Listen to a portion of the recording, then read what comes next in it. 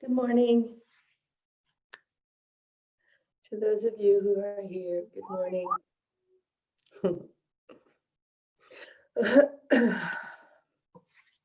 Catherine,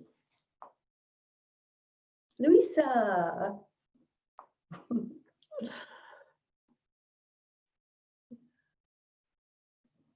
and Heidi. Hello, Heidi. Hi. I'm in the yoga teacher training, and I'm taking the audit of your class to see another class. Okay. So I don't have to stand on my head with one finger. Ha ha ha ha. Oh, well, that's what we're gonna do. So it's a good thing you're not taking class if you don't want to do that. Yeah, I'll take notes. I'll draw stick figures of everybody. Don't worry, we actually don't stand on our hands in this class, just so you know. And welcome. Thank you. I love the class. I love the embody yoga. Good. I like hearing that. Thank you.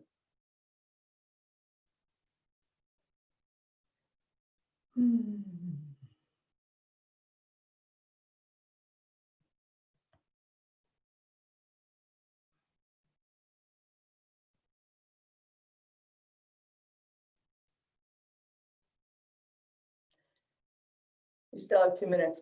So don't worry, this will never happen here. But last night, I just missed my class. I got home at like 6:15 and Corinne is madly texting me saying, "What happened? Where are you?" And I was just like, oh no, it's Tuesday. When all day I thought it was Monday. And Stephanie, this is in part because, and Catherine knows, it's in part because, the weekend, it was just so intense. And then I felt like, oh yeah, okay, break time. So,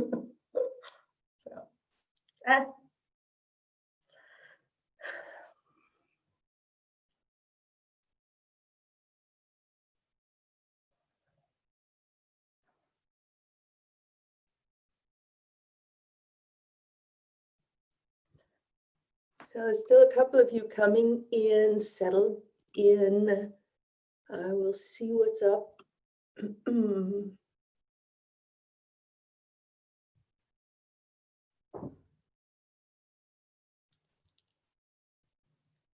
Good.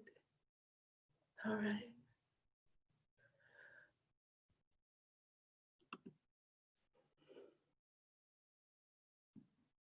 Everyone doing okay?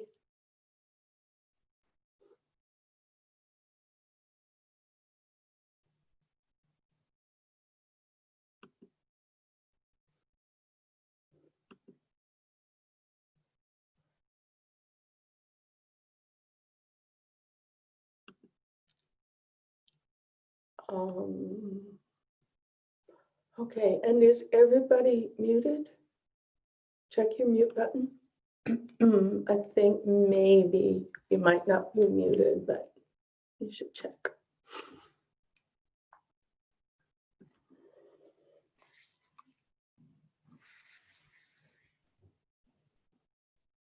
And we'll begin.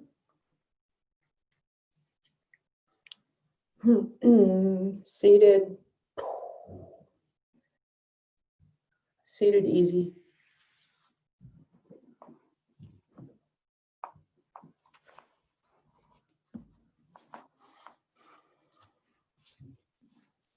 Take your hands. Actually touch the skin like I'm doing. One, and then the other.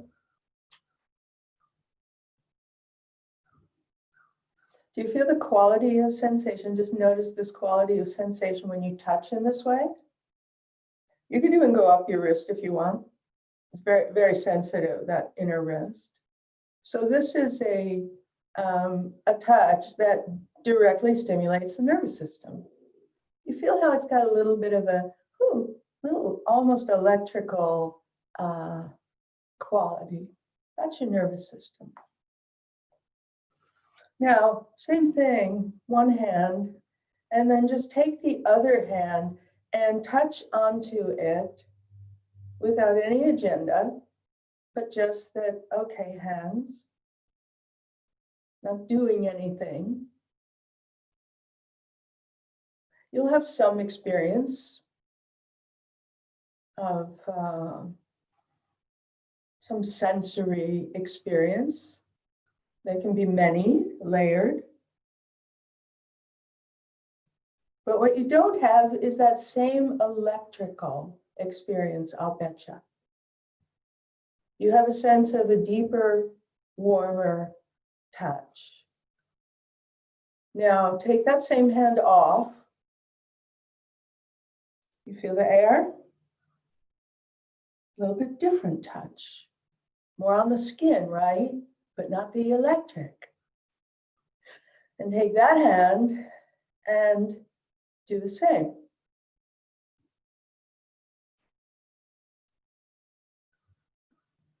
No intention. Just noticing.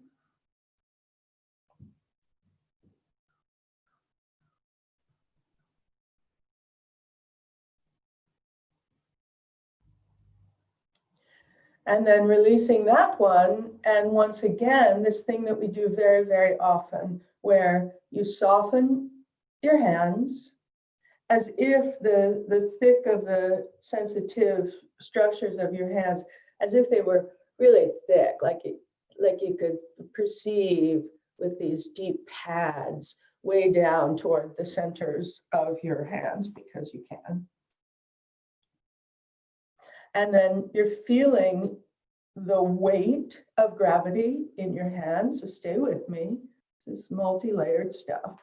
We're going to hold the weight of the gravity, not with your biceps, not this thing. Draw it in, hold it up. But if you take one hand now, keep it out, and then bring the other hand to the lowest point of the pit of the belly. So belly button navel for me is here. That's my belly button. And then the pit of the belly, halfway between belly button and pubis, is another center. Now, I want to notice that when I hold the weight of my arm and gravity pulling it down, when I hold that, there is a very, very tangible way that I hold that weight. It goes through the fascia. It's not imagination. It goes through the fascia. I hold that weight right in the center of my belly pit.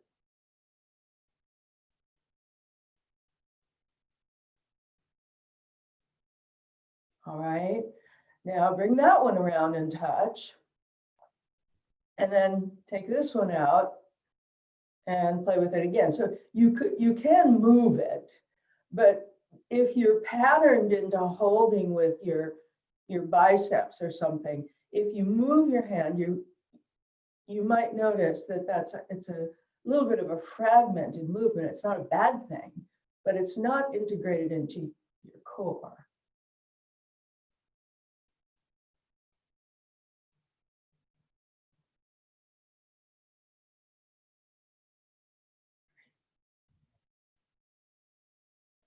Good. And then both back out again. You're holding weight, and you're going to turn them around and place them on your thighs.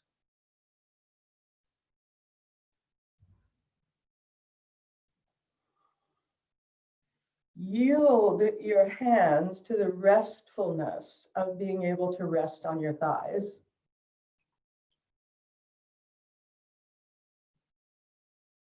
And then allow as much of the soft tissue of your hand that you can touch to your thighs without doing this. Don't spread or something. Hands are soft, and I'm moving my hands up a little higher so I'm a little more meaty and not at my knees. And I touch again. No agenda.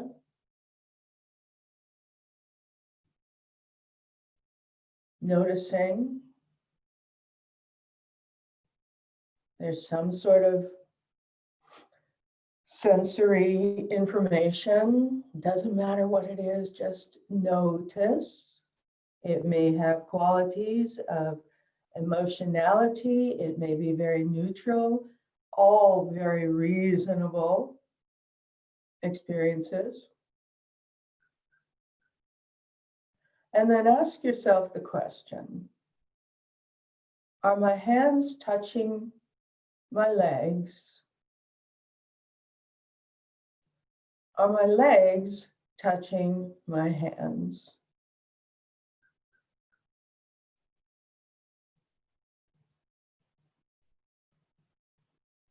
Of course, they're both touching.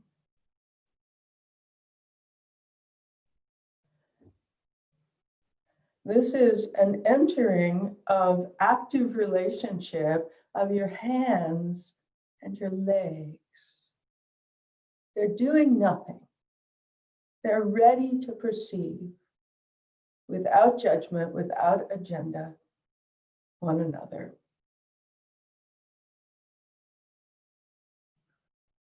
Can we do that?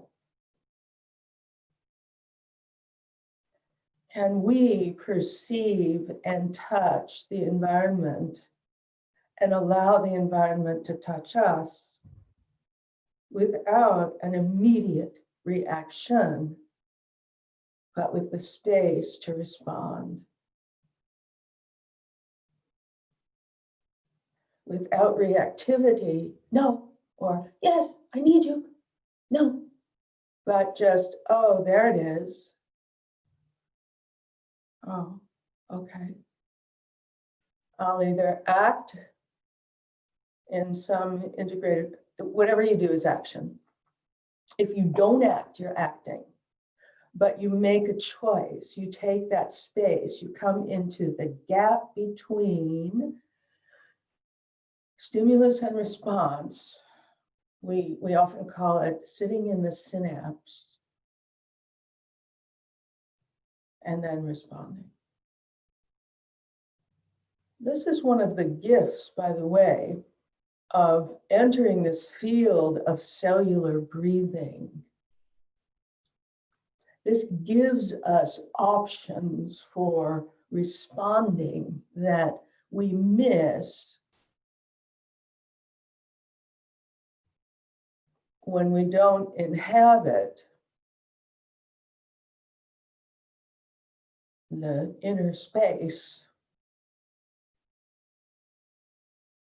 between cells, organs, glands, thoughts, feelings. It's all the same, inner space.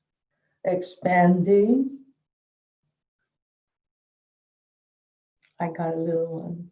Expanding. Condensing. Yielding to the turn, micro pause, and expanding. Now, as you're watching this spectacular toy, imagine, notice, feel it's your lungs. So often we will direct breath part, which there's nothing wrong with it. We learn about them. However, it's not the way they really work in full function. In full function, in ease, in natural breath, they'll just come in and spread into wherever they can get, right? So that's why we make space. That's why we do things, so that we can free it up, so that we can let go of the technique. Are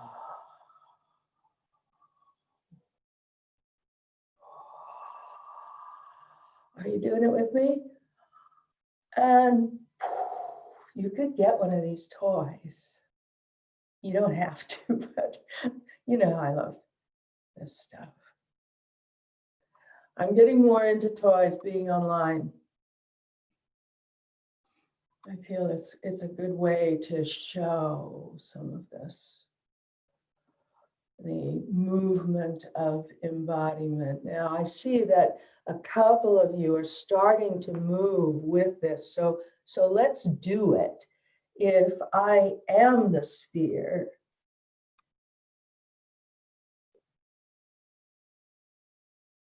and the many different spheres, right? So you could be the one,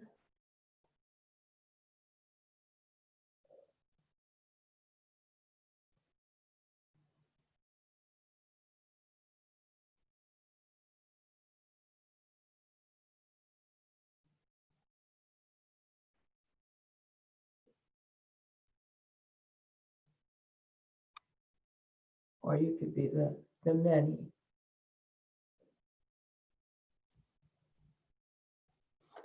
We move in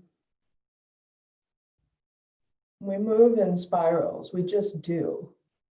That's just how you were built. Everything you do is in spirals. You can try to linearize it if you want to with the outer form, but it's not its nature. Its nature is the spiral. All right. So again, this is further fluidifying and further experiencing directly the nature of this human form. And by the way, this is the massage thing we do. And by the way, moves lymph so that the lymph in your body can wash away the stuff that is actually too big, the protein particles, the viruses and so forth, that are too big to be reabsorbed into the blood. So they can be emptied by your lymph and then processed through your heart, broken up again, and so on and so forth, until they are small enough to be eliminated. So we start with the head. This head is full of lymph glands as well as whatever else in there. Oh yeah, your brain. And blood vessels and cerebrospinal fluid. If I had to use my brain for everything I do, I would miss a lot more classes, right? It's just not as smart as my body anymore. It's just not. It's smart enough. And some things it's still really good, and at other things it's just kind of like, seriously, no. All right, and then, so you're pushing and releasing is not the nervous system. The nervous system would be this light touch. This is touch, listen, yield without agenda, pulse slightly, and come back off. As you become more and more sensitive in this, and probably even right now, you'll feel there's this strange touch when you do this. It goes, it's the fluids under your skull, guys. The lighter you touch, the more you feel it. As I said when I first taught this to you, I overrid it for so long. I think I had to do something. You don't touch the lymph unless it's so soft, right in there.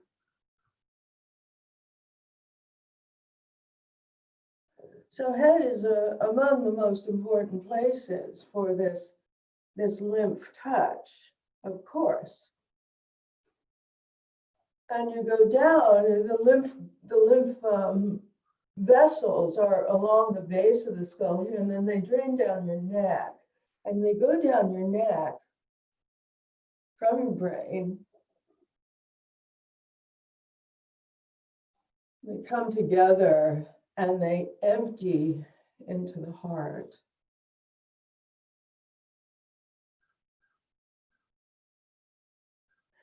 Now, the lymph is not isolated. It's like we don't have like, okay, I've got lymph vessels and things in my arm. Yes, that's true, but that's an isolationist, fragmentary way of looking at it. Let's look at it this way.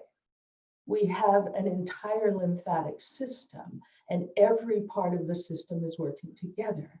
So if you get all bunched up and, caught in one place, the entire system feels it, right? It's one system. So for example, you could create a kind of let's do the one hand, you're going over the top portion of the one arm. Actually, you can do the bottom at the same time. You can just kind of go up, squeeze, gentle, and release. So what are you doing? By helping the movement of the lymph all the way back up, taking it all the way back up, feel it as you go, all the way up. Oh, you got to get those big vessels under there, as if I had any more on that side. But back in the days of more barbaric mastectomies and surgeries, I had most of those lymph nodes on this side taken out, but I don't care. I'm still going to do the same touch. All right, and down. Feel that arm. In a certain way, you balance the system on that side so that the whole thing, at least this arm, is almost like vacuumed up. There's a drawing. Okay, here we go, the other side.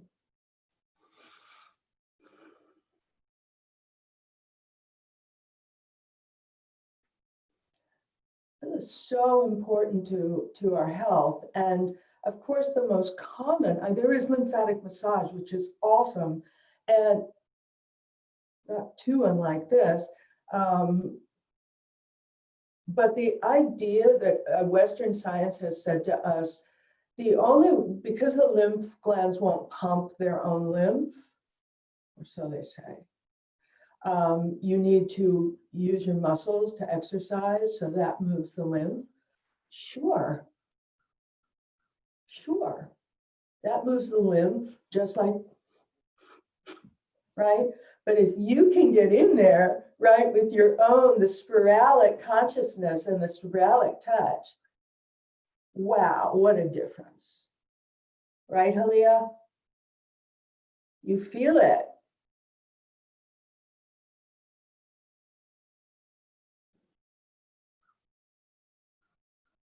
And get in there. Oh, so many more lymph nodes on that side. What a different experience. It just went like. So even if at the very beginning you don't exactly feel it, everything is a practice. Everything that we do, it's not like, well, that doesn't work. You give it a chance, it'll work. Now take a foot. Think how important this is for your health. This is a dynamic movement of washing and purifying the muck in there, getting some of it washed through.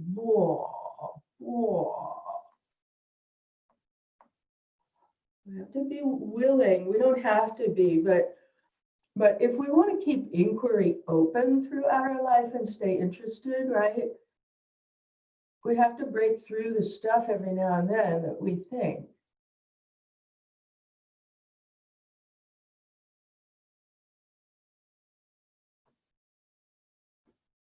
Do you feel there's fluid under your hands? By the way, lymph is a kind of a golden straw-colored fluid, and it's very, very powerful and dynamic. It is a go freaking get it. You see? Because that's what it's doing. It's going freaking getting it. Those little particles that can't get back in the blood, the lymph takes it right through these open ends of its vessels.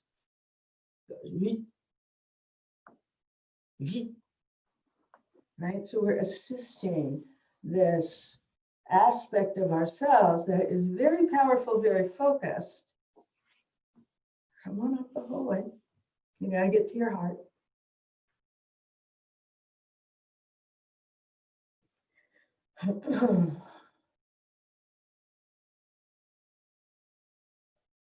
So the feeling that I have, because it's good to kind of point, even though it might not be your experience, the feeling I have when I do this is almost like my whole body's my brain or something. That's one, the skin is like going through my whole brain. And then the other thing is that, I don't know, what's that? Going through my whole brain and creating this kind of vacuum from the periphery to the draining. Right, so it's not like you're just massaging and moving. It's not your job to move. It's your job to allow. It's your job to witness and see it.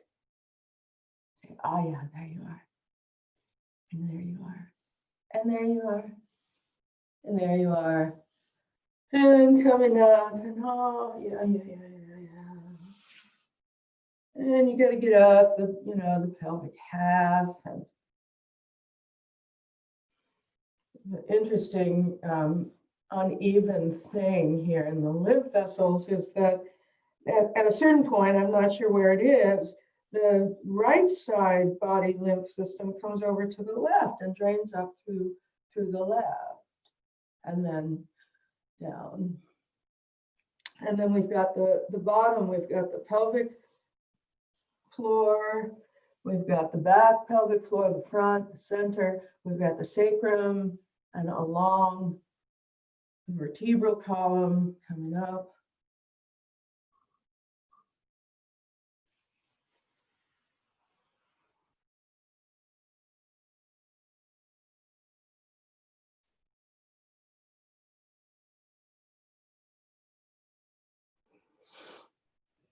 All right, one more, please. One more for lymph. And this is a rocking through the core that we've done. We've done it together before. No worries if you haven't. You just set yourself up something like a baby would be in the crib, bottom up. Not all the way back, not a yoga position. Just up here to a place where I can place my head on the floor pretty easily. And then it's the same, only now I'm rolling on my skull. I'm not pushing. It's that same non-agenda touch. It's like, oh, skull. Oh, there's stuff under there. It's kind of fluid. It's kind of thick in there. Whoa, this golden straw-like stuff between the blood vessels.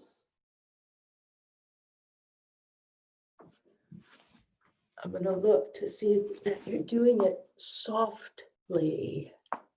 This is the key. It's very soft.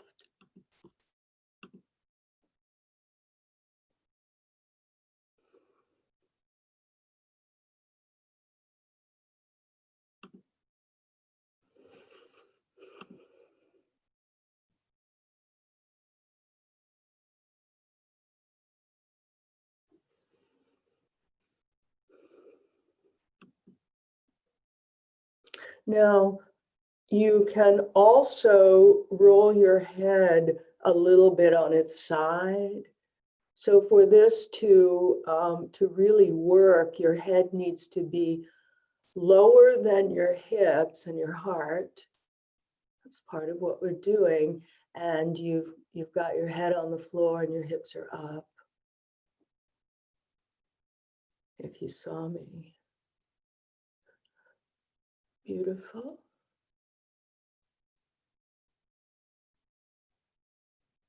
Beautiful.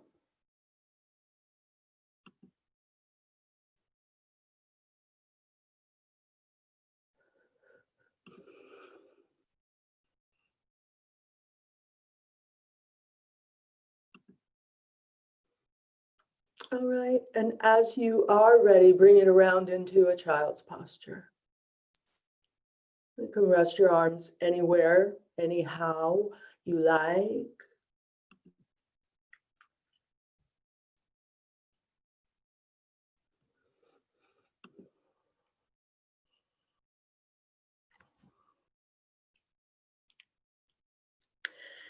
All right, and then from this resting child's posture, crawl your arms out in front of you and just come up a little bit high. As you're inhaling, push out and into child's posture. Soften in your mouth, bleh. And roll around. Now you don't have to make noise, obviously. But I just always want to encourage you to explore allowing yourself some expressions that are stuff maybe you wouldn't do if anyone was around. You know what I mean? And then see if it actually scares you. Or see if maybe it's like, oh, that's not so bad. That's kind of good. Because the window into deep consciousness is based on allowing the restrictions to soften and unfurl, right? So a lot of the restrictions, you're just rolling around in your cats. I don't care if you come to downward dog, you do whatever you want to do here. These restrictions are creating a lot of mud in the sea of your vision. It's not that there's anything wrong with them, they're perfectly fine, but the fact that you don't like them, you get up next to them and you say, ew, no, and then you only see them.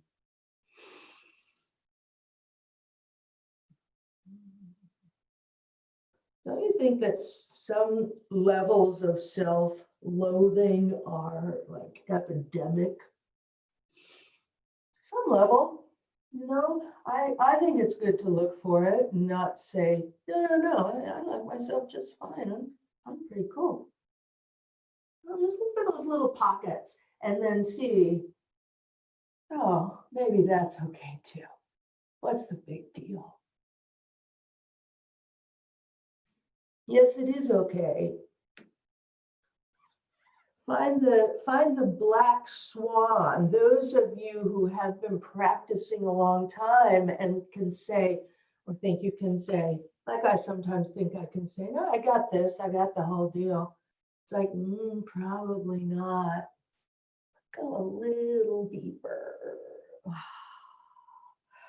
All right, and then let's push back so that now your hips are going to be on your heels or close, so anywhere is fine, something like this.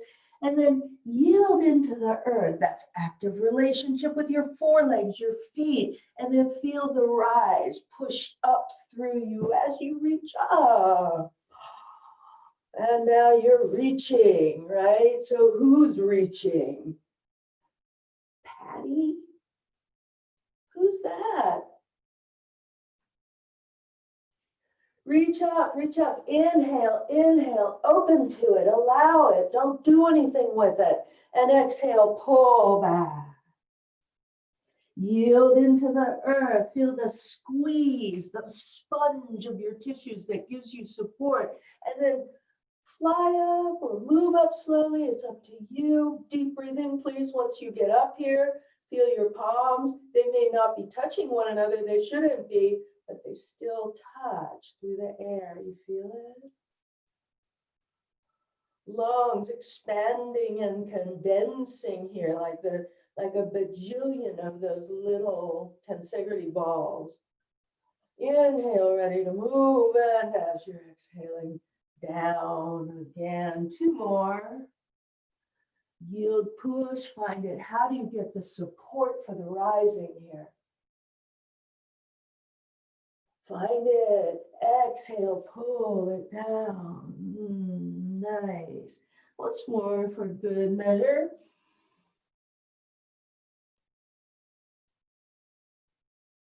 And down. Slide your arms out. Yield, push into the earth, turn your toes under, and as you're exhaling, slide into downward facing dog.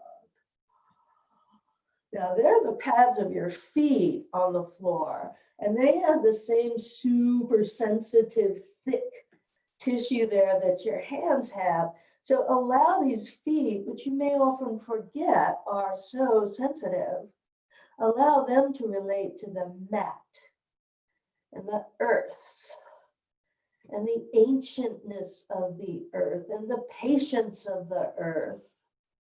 Keep breathing.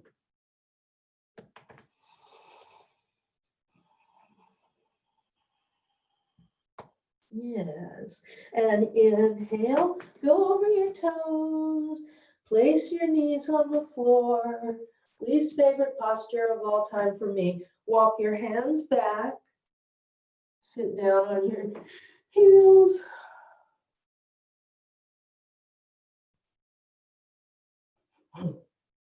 Interlace. As you're inhaling, reach it up. Allow the weight of your pelvic bones and your contents, the pelvic contents, to go down into the earth, and then free your tail. Really free your tail. Good. Now open your palms. You're going to come up, kneel standing, push into the earth, inhale, rise. Are you with me? You're on your knees or on the ground, and you're up. There you go. And exhale down the front, anjali mudra. Slide your arms out again. Make contact. Toes are still turned under. Inhale, slide out, ready. And as you come to downward dog, roll over the length of your toes, oh my goodness, to the balls of the toes, and then all the way back. Now, many of you in this class can really afford to bend your knees and lift your tail a lot. Now, some of us would overdo if we lifted the tail too much. So you probably know which one you are. More beginner, you need to lift your tail a lot, and then draw your thighs back, spread the balls of your feet. 2 breaths, 1 and 2. Third breath.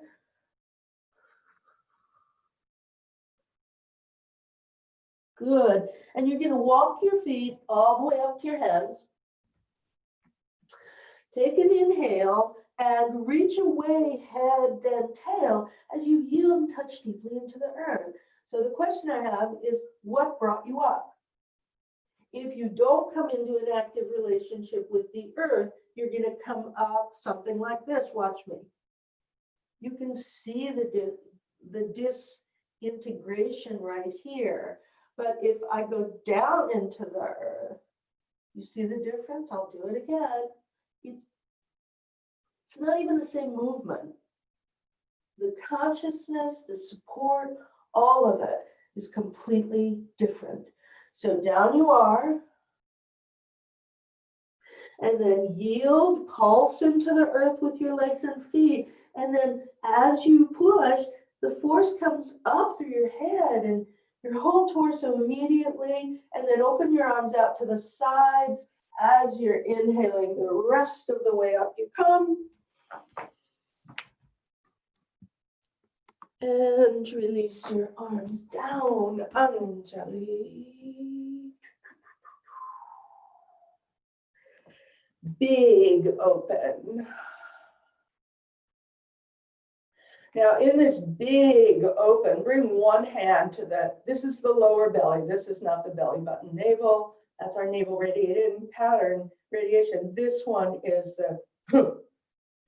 it's much later than the fluid navel. This is, I am here.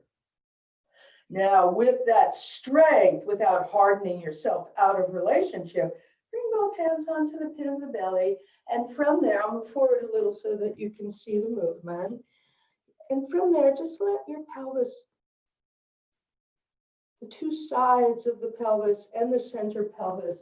Just free them up a little bit, that's all. Just let them move, a little differentiation because one leg's going from there, the other leg's going from there, the tail limb is going from there, and then the upper limbs are all going from there as well, including your head.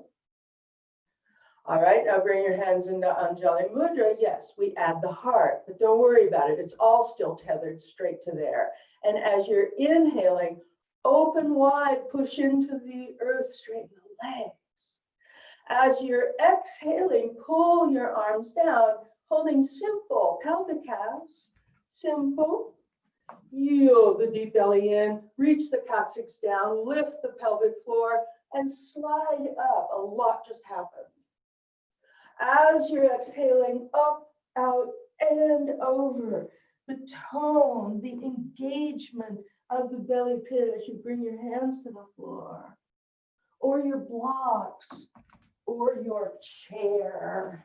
I'm sorry I didn't get those out for you, but you can have your hands certainly on your chair or on two blocks, right?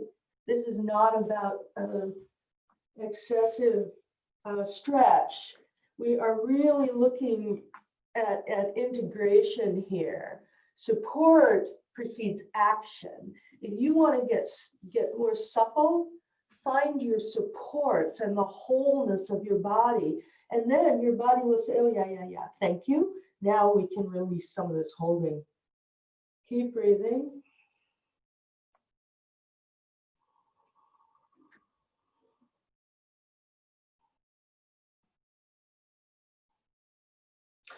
Good. Now, when you bring your hands back to your thighs, it's the same thing. So please don't come up like a, steady in your hips. Listen to me.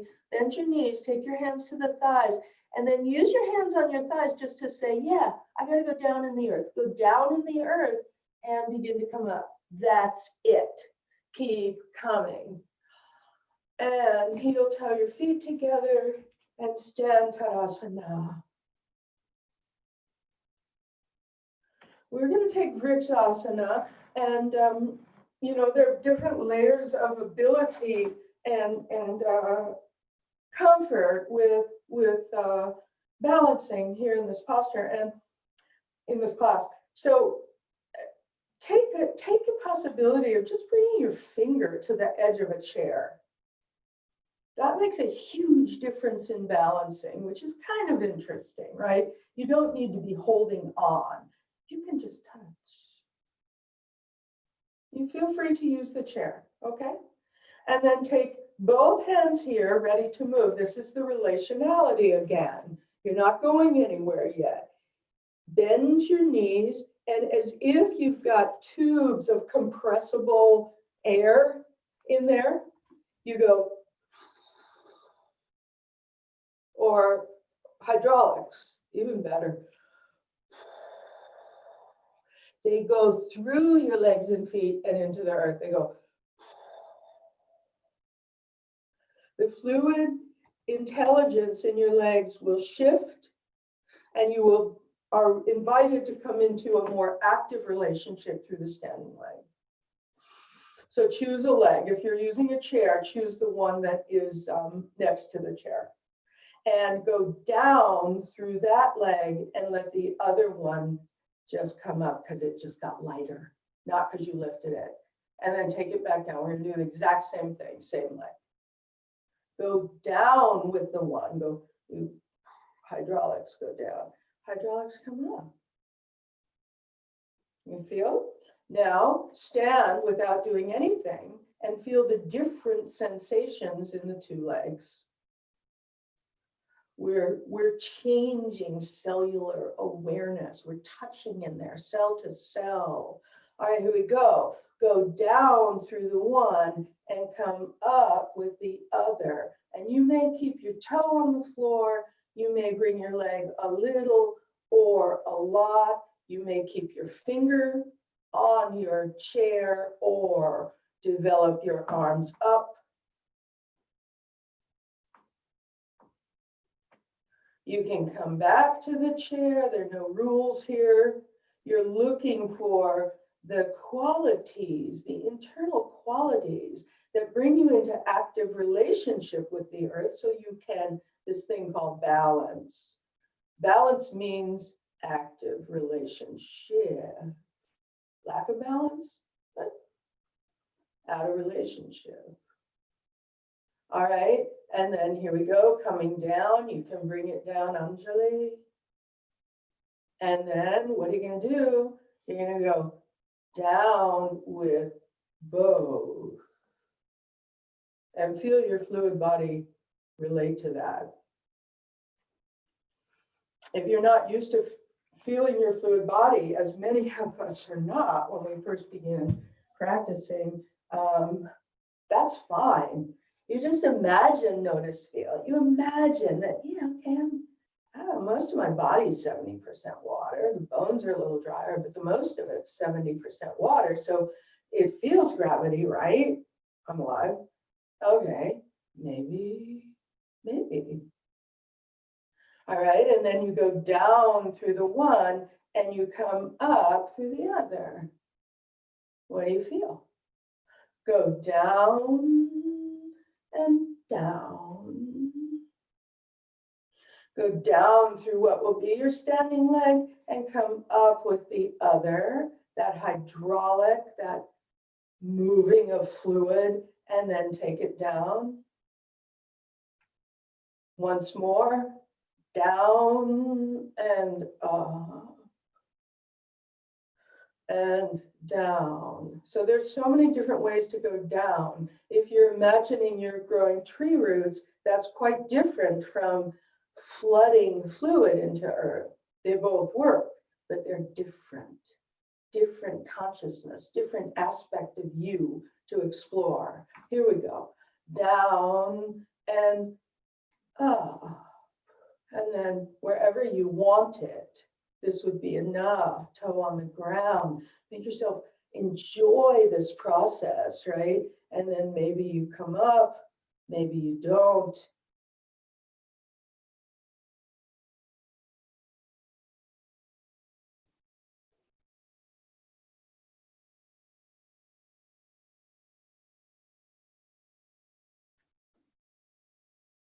Balance isn't a thing, it's a balancing. It's a verb. Yielding, coming, going, responding, relating, go, take, receive, give back. Like life. And then if you like, you can touch. And down.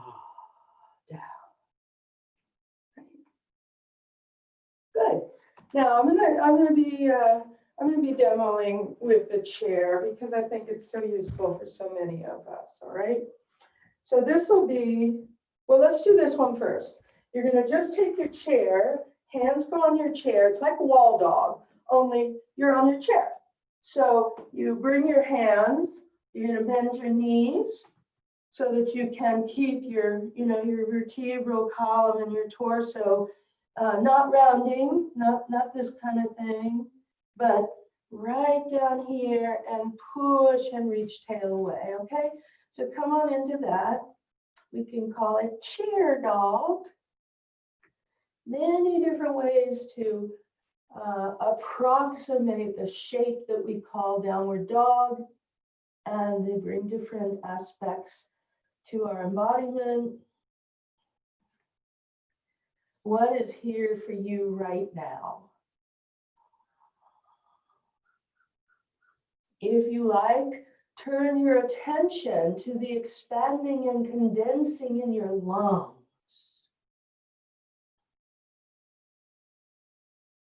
So each of the lungs on both sides are just swirling out like those little toy, like one toy with a bajillion of them inside. None of them moving exactly the same. 3 more breaths.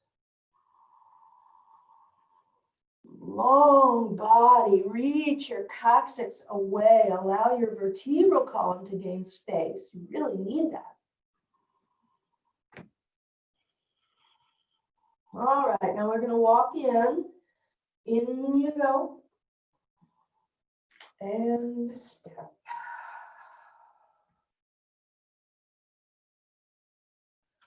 Perfect. Clasp your hands behind your back. Take your legs a little bit wider than hip distance.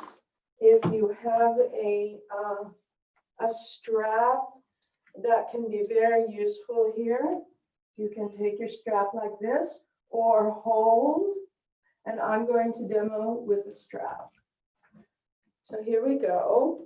You're yielding into the earth and then sliding upward with your head. Take some deep breaths. Let it breathe. And then reach the coccyx away toward the earth and slide your hands earthward. Draw the manubrium, the very top portion of your sternum up. Listen.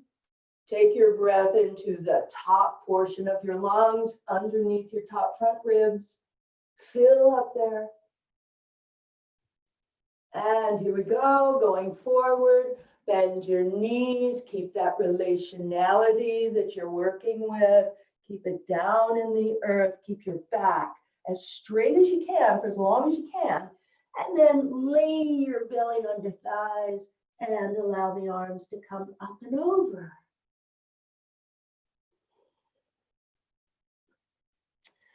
You may feel, by the way, you may feel more sensation of fluid in the head, right?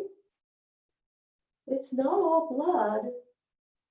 Some of it's CSF, and a good portion of it is lymph. CSF, cerebrospinal fluid, is one of the lighter fluids in the body. It's flowing all around your brain right now.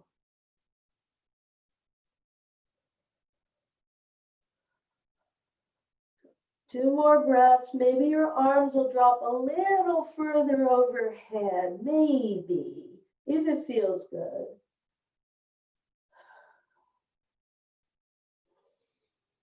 All right, here we go. Arms onto your back.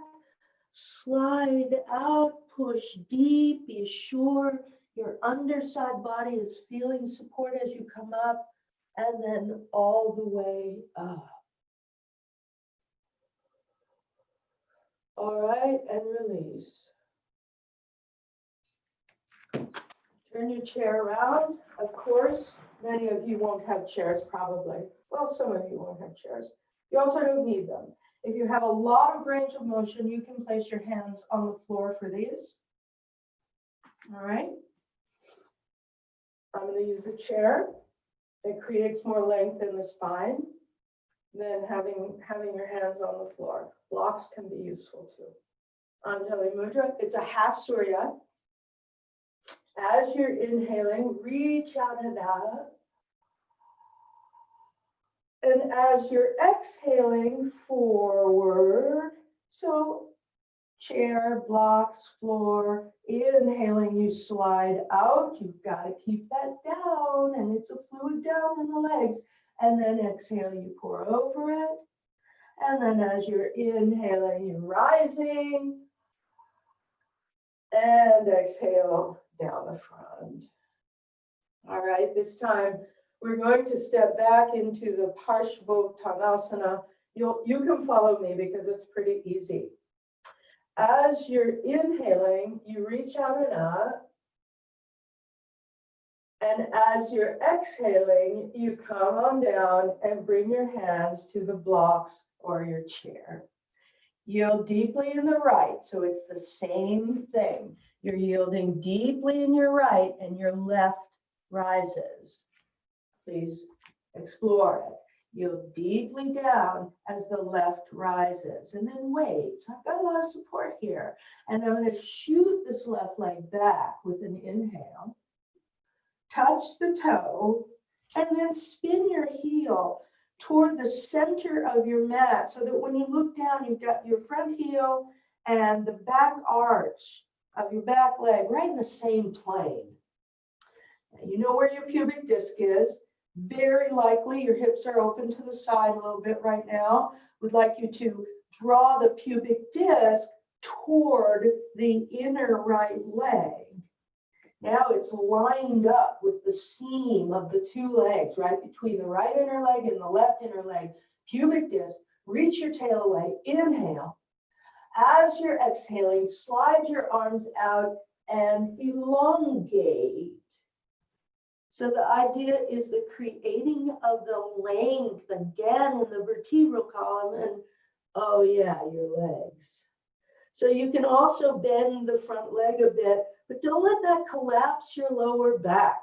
If your front leg is bent, push into the earth and slip that pubic symphysis in toward the center again. Keep breathing.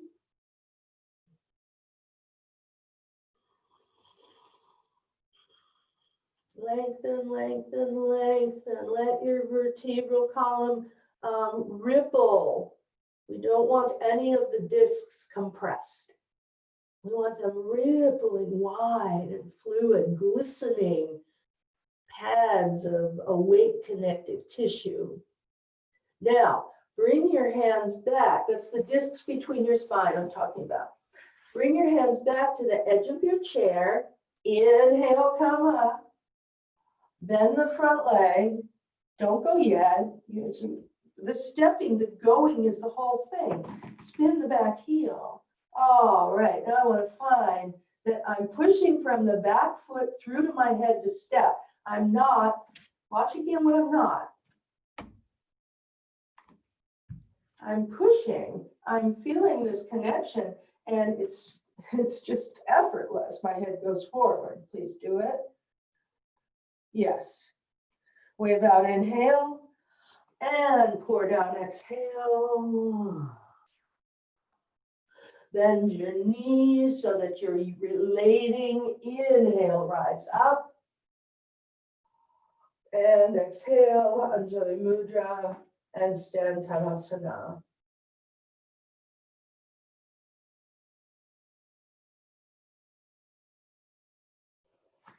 Same thing. Reach up, inhale. Exhale down. Let's come up again. So I have to inhale, slide out. You're feeling all these supports. We're looking at them. Exhale, pour down. And as you're inhaling, you're rising. And as you're exhaling, you're condensing.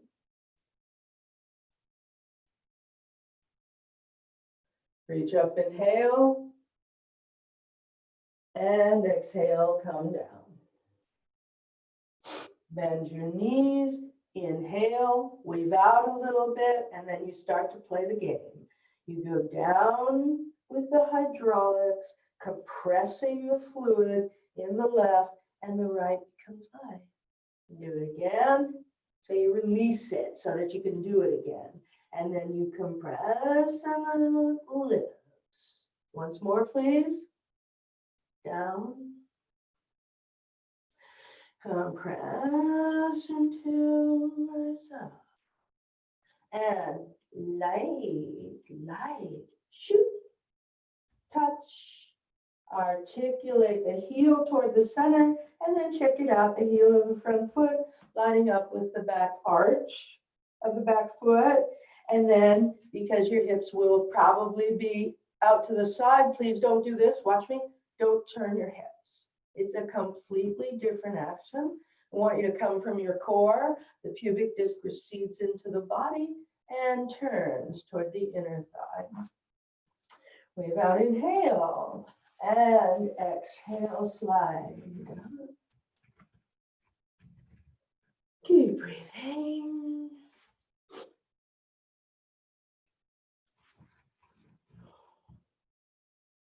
So you're getting a real opportunity here to open up the lengthening of your arms through the side pillars of your body.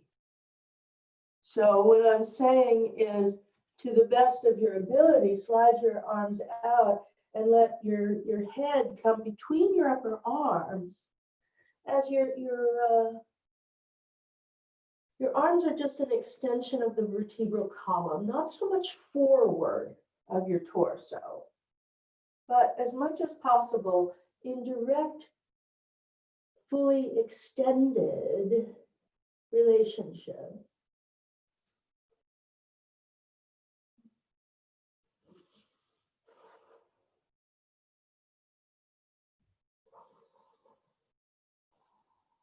All right, now bend your front leg a little to support, and then slide your hands on your chair, come up. Good, and then spin the back heel. Find the connection. And step. Leave out. And pour down. Rise up. And go down. Standing.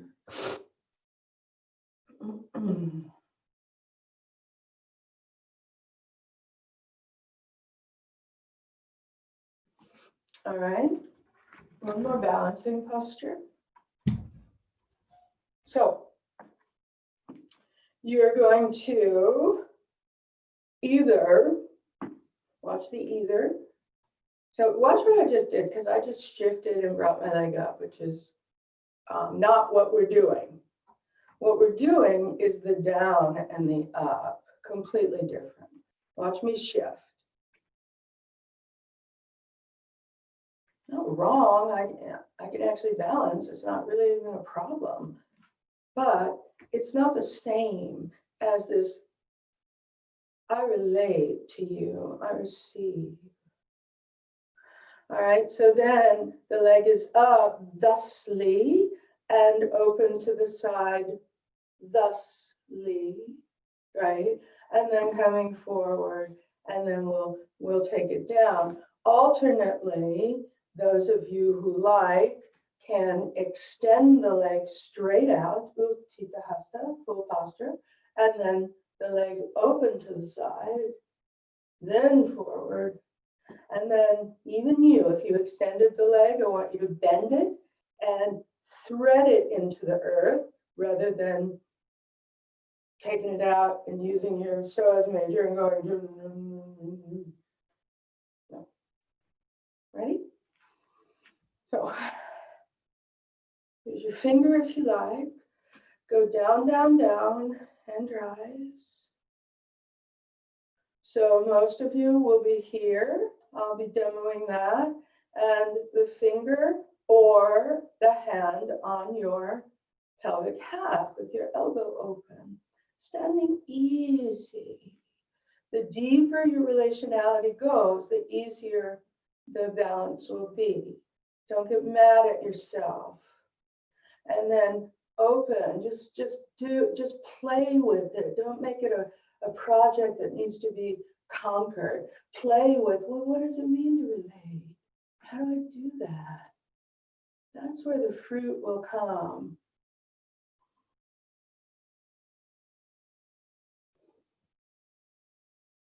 All right, and we'll bring it forward.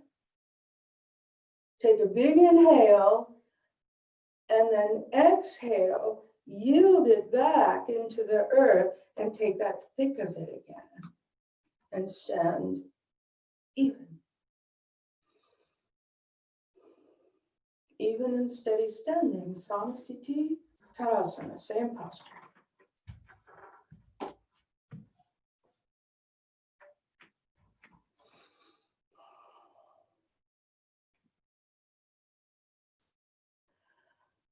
Oh, okay.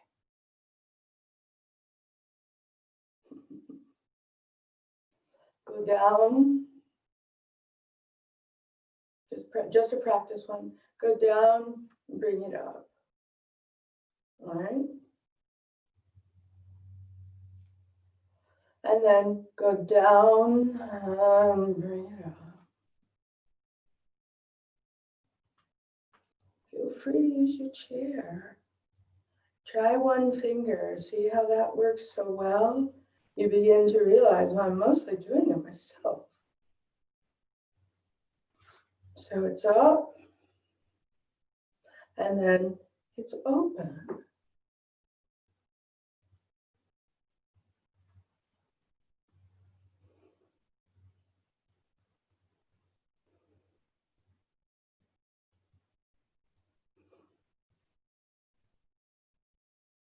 And it's back.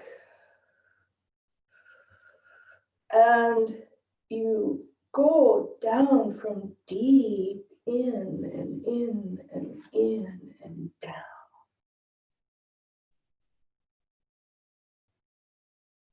All right, once more, chair. So take the chair, again, a little bit of a balance. Not too bad because you have your chair, right? All right, so standing facing the chair, spin your left foot out and just take your right leg up and place it on the chair. Voila. Reach up with both arms, big inhale.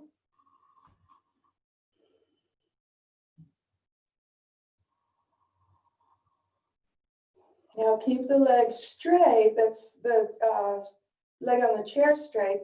Bend your standing leg as much as you need to bring your hands to the chair.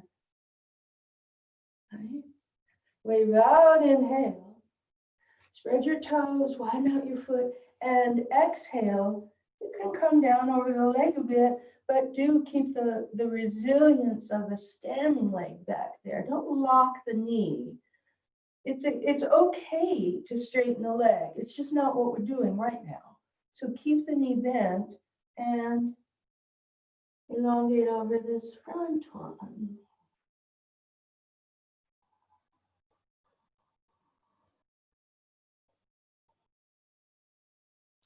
Good. Now how are you going to get up?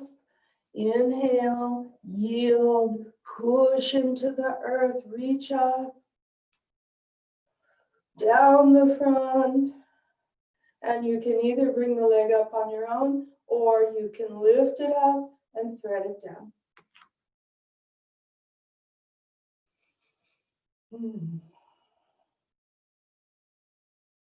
The other side, you spin the right leg out and you bring the left up and you place it. You find the resilience, spread your toes out there so that you've got, an opportunity to articulate your foot, and then reach up, reach up, reach up. There's the length again, from your fingers to your coccyx, the vertebral column like a string of pearls. The glistening discs are the pearls, right? And exhale down the front and bend the standing leg. And then when you feel like, yeah, I can just get my arms out on the chair now, you could even build the chair up, with blocks or whatever. You learn at home how to use your props. Inhale and exhale.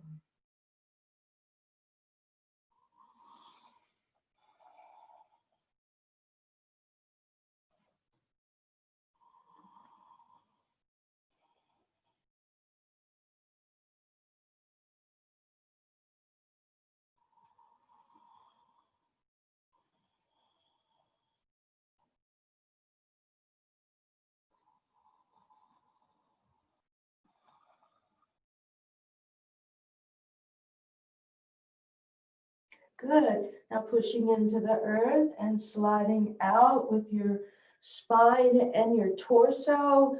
Go down, find the support, rise up.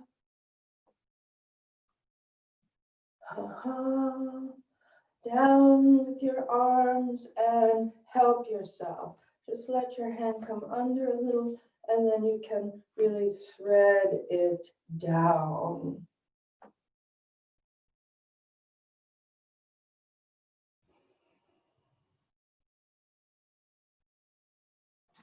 Parvatasana in Tadasana, just as simple as standing. So you go down. And when you reach up, reach your arms up from the central belly pit, hold the weight there.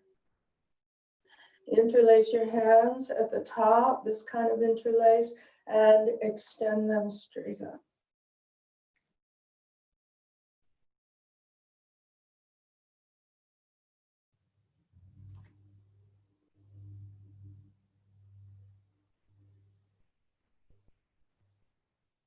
Part hands, exhale,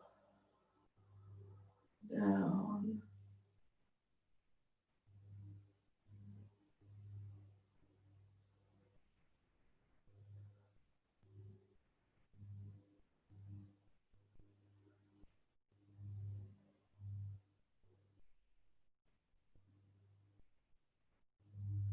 Right pelvic half, inhale, reach up. Exhale over.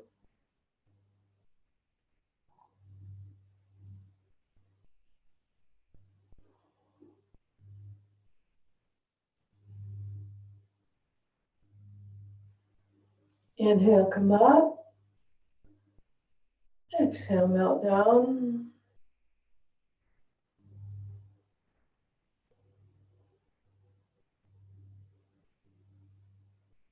Left hand, inhale, reach up. Exhale over.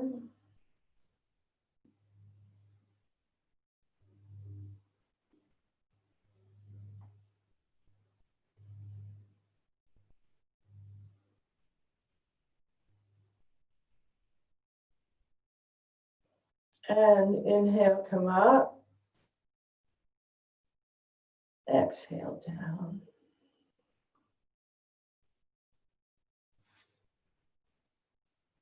Good. Come to seated on the floor. Have your strap there with you, and please sit up on the appropriate height for you. So almost all of you will need a blanket. Maybe everyone in this room, I'm not sure. Some of you will need two. Okay, so bring your blanket down. I will sit diagonally.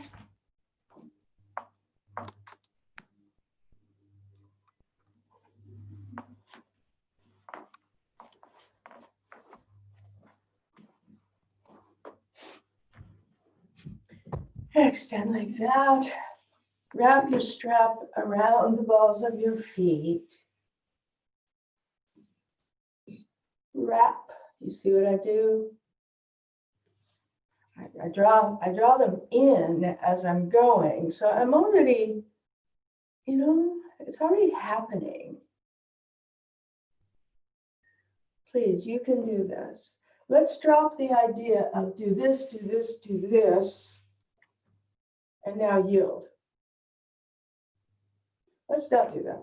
Let's draw the strap. I'm already in the active relationship. So all movement is important. Good. So I lost the strap. I had to come back for it. And then I slip into the shape. And as you slip, you keep holding with two hands. And as you slip into the shape, take your sacrum straight in towards your body. That's a compacting in, and you actually do it with a couple of sets of muscles. You do some of it with the pelvic floor, up the back, right in front of the tail and up to the sacrum. And you do the major part of it with the muscles that are on the inside of your sacrum. Pelvic half, iliacus on both sides, and from your thigh, the piriformis. Also important ligaments in there. And as always, they're individuated and they're working together. Just like us.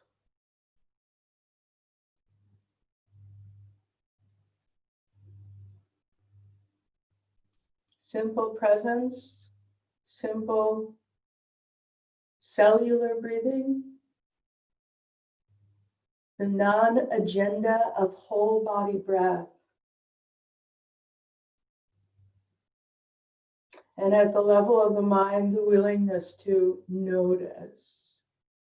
Mind noticing sensation, body creating sensation, telling mind, mind notice, body notice. This is somatization. We're feeling the body. Body speaking to us. That's somatization. Unified field, no separation between thought, sensation, perceiver, and object. That's embodiment. Somatization, step to embodiment. Embodiment includes the underlying somatization. All right, now you let go and draw your right leg up and into you and let your hips shift. You see how I did it? So what I don't want you to do is draw your right leg in and then turn. Not in this case, again, not wrong. I'm in and let it turn you. Take your left hand to the outside of your leg and just hug it in a little bit, pulse around, and the back hand, you'll push into the earth, create the relationship of the touching limbs, bones, and then turn. Keep your head back a little bit. Don't let your head come forward. Head forward is this. Head back is this. All right.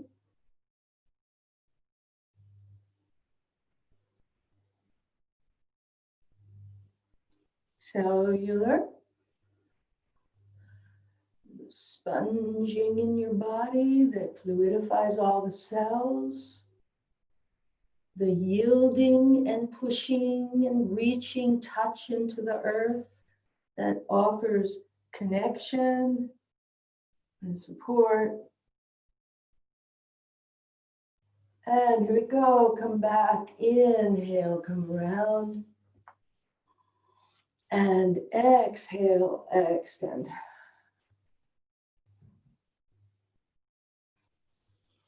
Good, and then drawing up, inhaling and letting hip open. So it's about letting the hips open, you see that? The hip goes with it because that's just natural. And then you wrap your right arm around the outside of the left, slide up, inhale, and exhale, turn. And your challenge, not to harden, but to enjoy some intensity if you like. You know what I mean? Nothing wrong with intense feeling.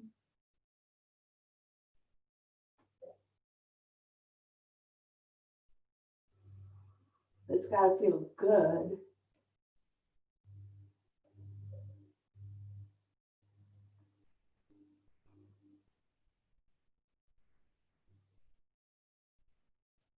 I'm talking about intense feeling in yoga asana. It's got to feel good. It's, in life, it doesn't always feel good. We know that.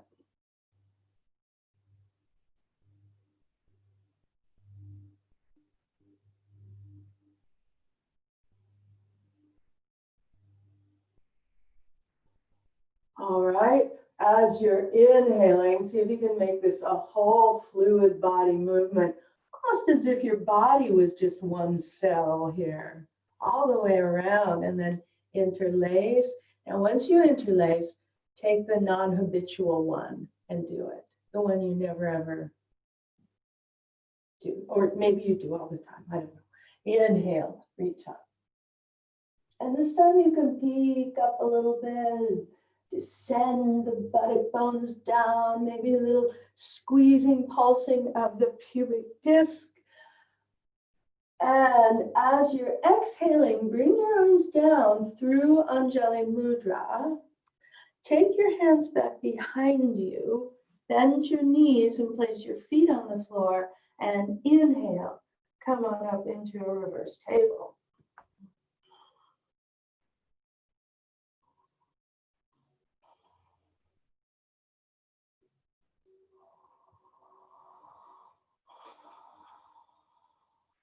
Stay with it.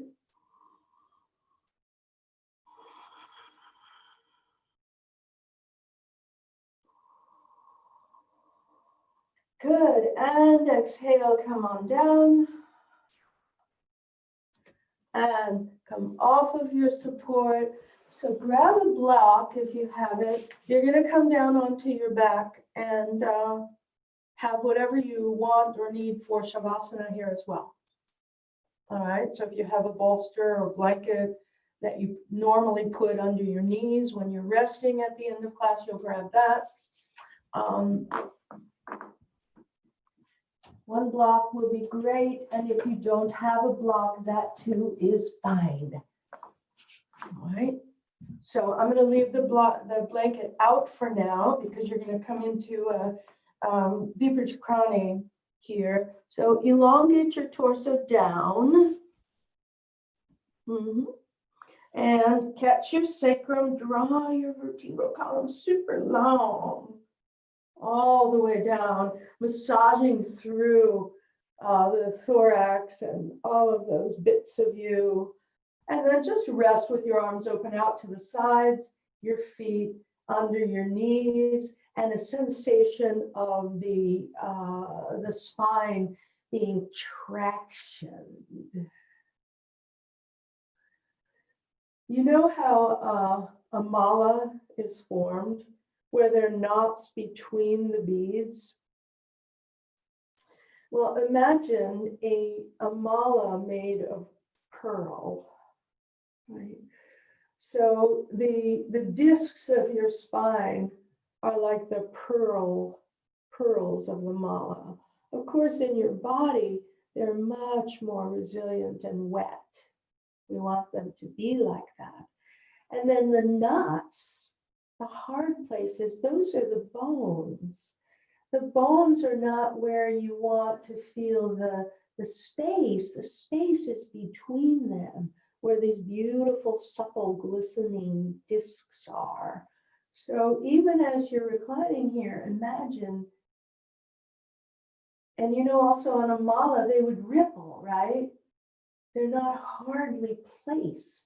They're rippling. This is like your spine. It might be a good way to shift your awareness of spine to something more like that.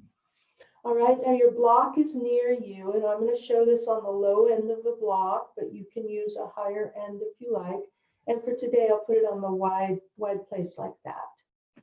Okay, so I'm actually in the mid portion of the block. And you're going to lift your hips up. If you haven't done this before, please watch. You lift your hips up and place your two pelvic halves, in this case, right on the block. So it's mostly your sacrum. You're not in your spine whatsoever. Now watch my shoulders, please. I'm not going to be here because this is pressing my cervical spine to the floor. It's actually not good. All right, so instead, I'm going to bring my shoulders under me a little bit on both sides. It includes an external rotation of your arms. And then when you rest your arms down, you say, oh, yeah. Now I've got a little space there. Okay, so if you haven't done that, please do it. Your hips come up. You set them comfortably. Neck is supported. And then bring one leg straight up. And take the other leg straight up to join it. Don't let your chin come dragging down towards your chest, because that's probably in the direction, again, of flattening the cervical curve, which is such an important part of our vertebral column length, right? So you let the base of your skull ever so slightly pulse down into the ground, offering no more sensation no more, no less than what we were doing in the very beginning, where we rolled the skull bones on the floor. You feel what I mean?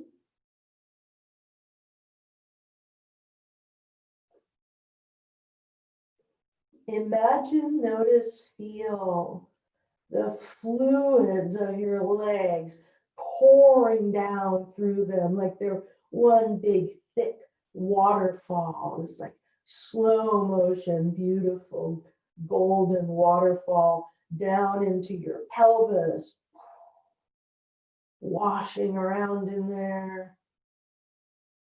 And then deep pool overflows in the ribs and washes down through the heart, the neck, your face, your forehead, everything.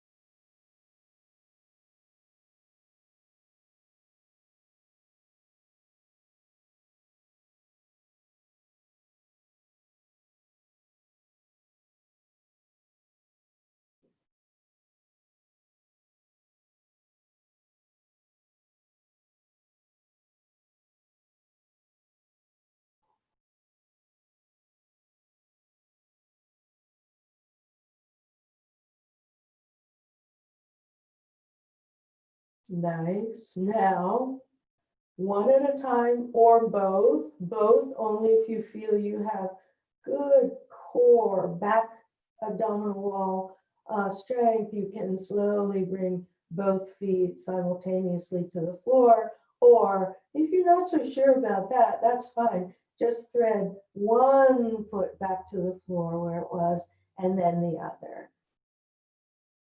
Rest your hips for a moment. And then lift your pelvis up and take the block out. Elongate your spine back to the floor. So you may have to lift up a little bit and shuffle your low ribs towards your head end to be traction. Draw your right knee into your chest, extend your left leg out and curl up to it.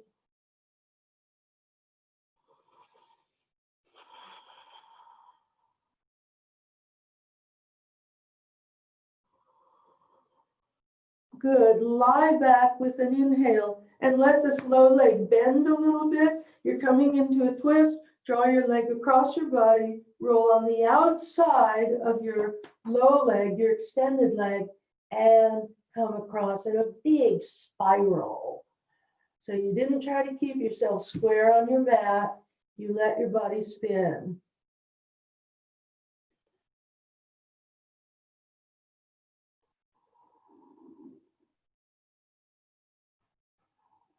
And the gaze is going the opposite direction from your legs, up and around and over to the right.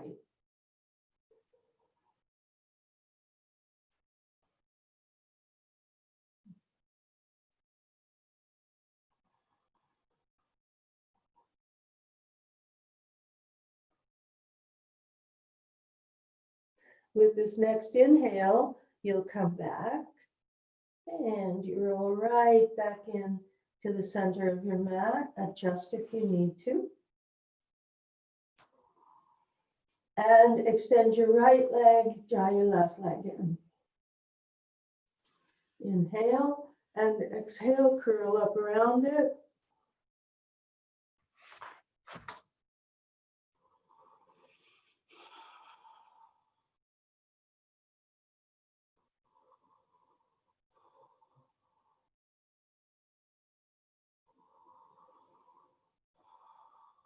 Nice. Inhale, lie back. And your right hand goes to the outside of the bent leg. The leg on the floor straightens, bends, and then straightens as you roll on the outside of it in a diagonal. Rolling gaze leftward now.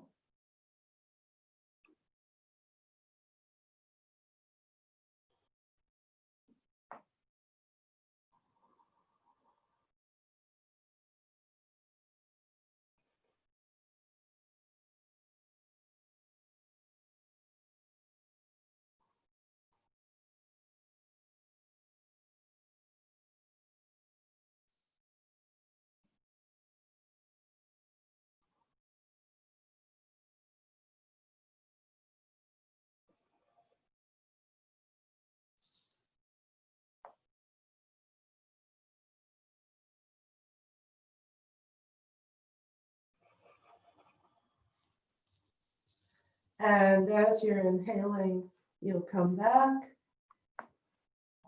resettle your body on your mat,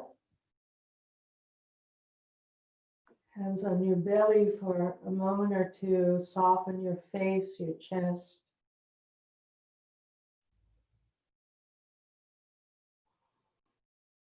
Good. And set yourself up for a comfortable shavasana. So one way would be to just extend one leg, let it open. The other leg, let it open. And the two arms open, the head just easy. This version of shavasana without any props is, of course, perfectly fine as long as you're perfectly comfortable. If not, grab a blanket for your head, roll for your knees, something to keep you warm, whatever you like.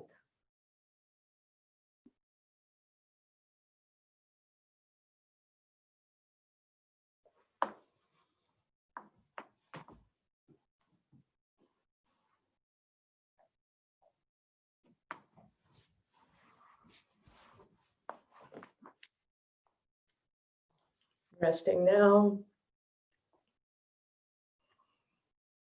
Active relationship with the earth, yielding as if your body could just, like a puddle or like a water drop, widen and spread in the earth.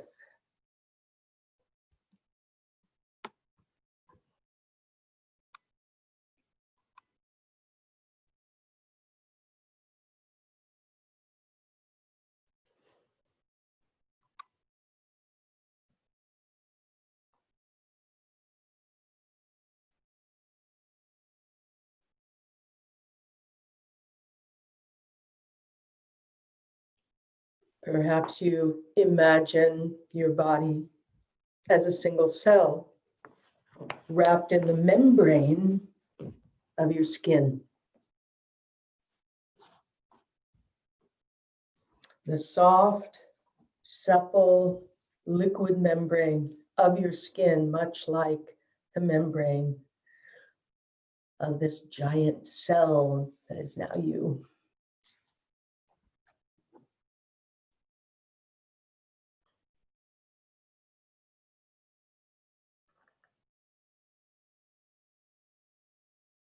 Within the cell that is you, there's a vast compendium of intelligent structures doing their work. They don't need you to think about it. They're doing their work. They're making decisions. They're creating energy. They're processing. All of the things that we as humans do are also done in ourselves. So perhaps you can rest in the deep comfort and support of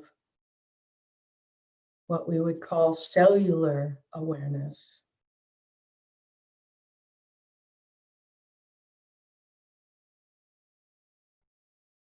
The inherent expanding, condensing, and yielding of life within every cell of you.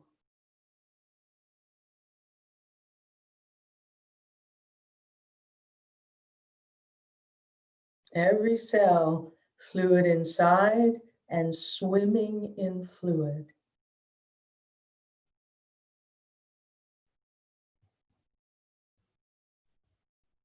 Every cell working with its own family of cells to create tissues and processes.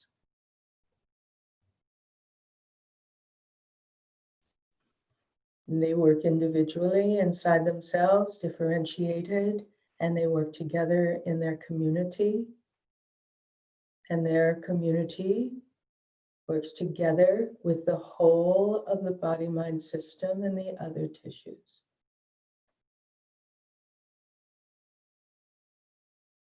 This is real. This is what is happening and is available to perception, direct perception. The vast intelligence that is inherent in each cell matches all intelligence. It's not less. Awake, dynamically alive, and self-aware. Self-aware.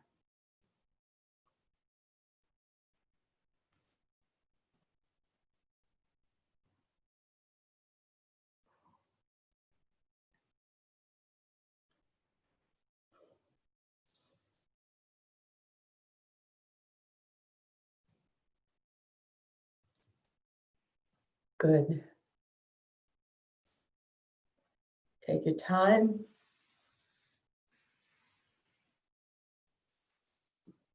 Come through your own transition back up to seated without leaving any aspect of you necessarily behind. Or if you do, that's fine too.